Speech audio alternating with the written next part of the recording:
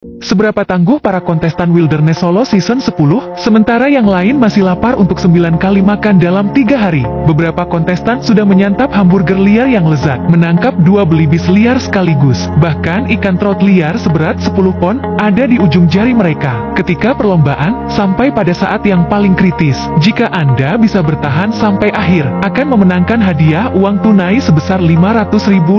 Ini hari ke-41, ada 4 pemain yang tersisa di lapangan. Bangun tidur, Alan tak sabar untuk membuka pintu kamp. Dengan dimulainya musim dingin, seluruh bagian luar kamp telah tertutup salju, yang berarti hanya ada sedikit kesempatan untuk menemukan makanan. Dia berjalan ke danau untuk menikmati pemandangan. Alan memutuskan untuk fokus berburu untuk saat ini, agar anak panahnya tidak tersesat. Dia membuat 2 anak panah tumpul dari kayu. Meskipun mereka tidak terlihat seperti bisa membunuh, tapi mereka lebih dari cukup untuk burung belibis.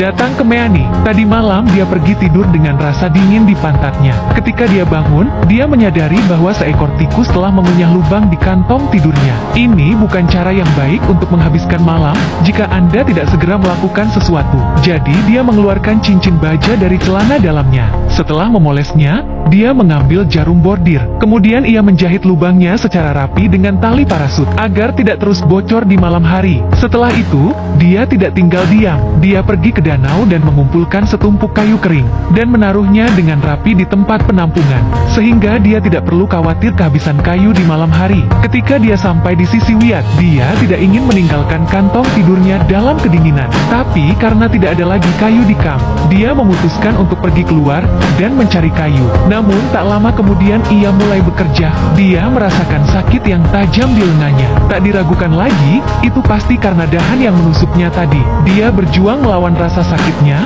dan mengumpulkan seikat kecil kayu bakar. Kembali ke kamp, Wyatt mencoba mengobati lukanya. Melihat lukanya yang membengkak, dia menggunakan tang untuk mencabut apa yang tersisa dari tongkat itu. Sejumlah besar cairan merah mengalir keluar dari lukanya. Dalam beberapa menit pembengkakan itu secara ajaib menghilang. Untuk mencegah luka itu terinfeksi lagi, dia harus membalutnya dengan plester. Ayo ke sisi Alan. Sementara cuaca membaik hari ini, dia bergegas ke danau untuk memeriksa jaring. Tapi masih belum ada satupun ikan di jaring. Ini konyol. Sejak awal pertandingan, saya belum menangkap seekor ikan pun di jala saya sejak awal permainan. Apa yang salah dengan itu? Dia tidak bisa mengetahuinya. Kemudian, dengan enggan, Alan mengambil perangkat luarnya dan pergi ke tempat memancingnya yang lama lagi. Hembusan angin dingin. Dia berdiri di pantai selama 3 jam.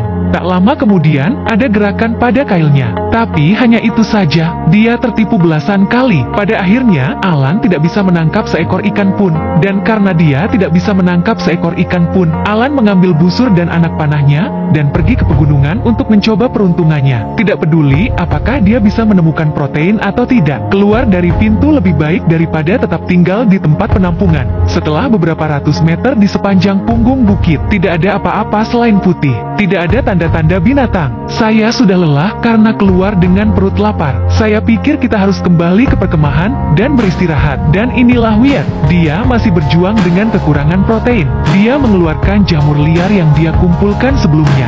Seperti yang kita semua tahu, memakan jamur di alam liar adalah hal yang sangat dilarang. Jika Anda keracunan, akibatnya akan sangat buruk. Demi keamanan, Wyatt tidak berani mencobanya. Jadi dia mengupas sepotong dan memasukkannya ke dalam mulutnya untuk melihat bagaimana cara kerjanya. Jika tidak ada gejala yang muncul setelah setengah jam, maka itu membuktikan bahwa jamur tersebut aman untuk dimakan. Kemudian dia mengambil busur dan anak panahnya dan pergi ke hutan untuk mencoba peruntungannya. Dia pikir dia akan beruntung jika dia bertemu dengan seekor tupai. Namun saat dia berjalan, jejak belibis muncul di tanah. Mengikuti jejak tersebut, Wyatt segera menemukan target di sebuah pohon. Wyatt menembakkan sebuah anak panah. Burung belibis itu langsung berteriak. Sebelum Wyatt bisa bersorak, dia berbalik dan menemukan sasaran kedua di atas pohon. Wyatt membidik dan melepaskan tembakan yang kuat. Dia menembak tepat di jantungnya. Makan malam segera siap. Itu adalah sebuah keberuntungan.